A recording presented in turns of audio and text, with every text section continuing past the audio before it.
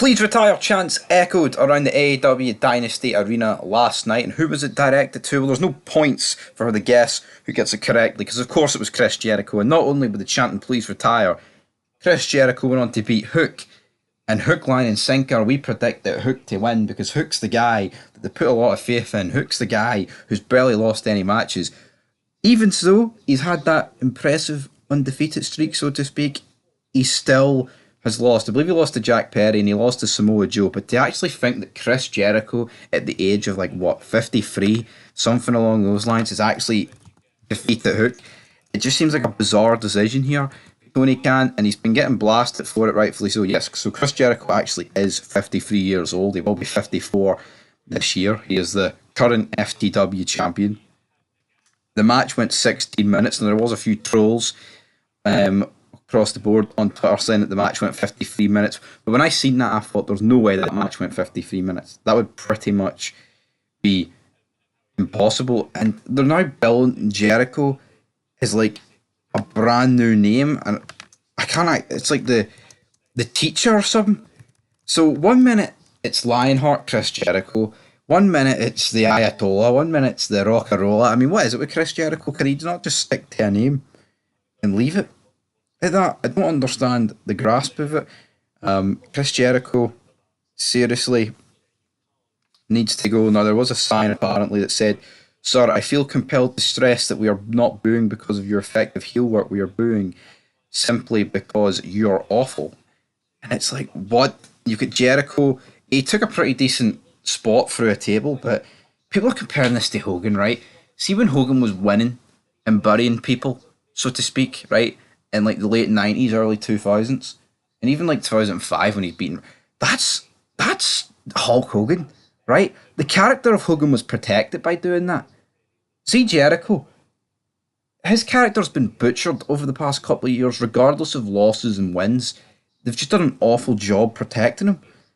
See with Jericho and Hogan and Goldberg and Taker and people like that who have came back and they have, so to speak, buried the younger guys. They have been protected, and I think with Chris Jericho in AEW, I don't know what it is. It seems like they put him with every up and starter, someone who's just started their career, regardless or not he puts them over. I think it's irrelevant. It's almost like he's a cancer to them, and it's just an absolute disaster here for Chris Jericho. Now, for the actual AEW pay-per-view itself, we will do a reaction to it. There was a lot of cringe going on. You've got Sean Ross Fap of whatever PW Insider he is, saying that he shat the bed, he shat his drawers, he shat all over his room, he shat all over his trousers, he shat all over the fridge. This guy was tweeting that he pretty much shat on everything in his room because of how good Will Ospreay and Daniel Bryan's match was. And that is the problem for me, folks, right?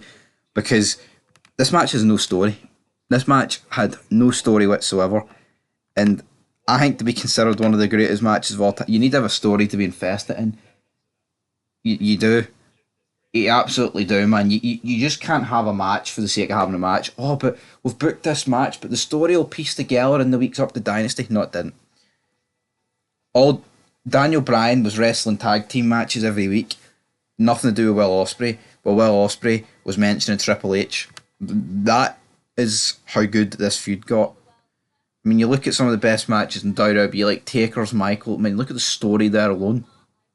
Like the story in Austin Rock, like Kurt Angle Michaels, man. All these matches, there's story.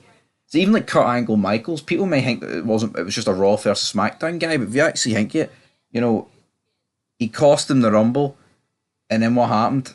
Kurt Angle come in, steel steps, boom, right to the dome of Shawn Michaels, bust it wide open. That's that story.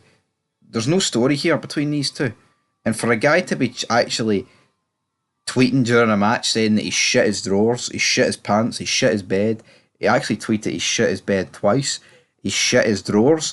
I mean, come on, shite in your pants, man.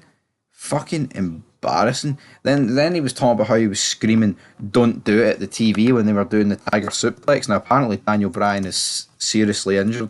Don't know how much truth there is in that. It's AEW. Something probably tells me that he is seriously injured. We've also got the likes of Dave Meltzer tweeting absolute fucking cringe. I mean, they like, oh, this is amazing, and he's like, can you imagine following Ospreay versus Danielson? Fucking losers, man, losers. Every single one of them are losers. Anyway, Chris Jericho, he appears to be the biggest winner. We'll be back with more reaction to this pay-per-view later on the day. But yeah, Chris Jericho being told to retire. It's Big Show heat now. Like Big Show. For how long was Big Show getting the please retire chance, man? I just don't get why Jericho's beating Hook. Is that Jericho using creative control? I don't get it. Because I don't understand that decision.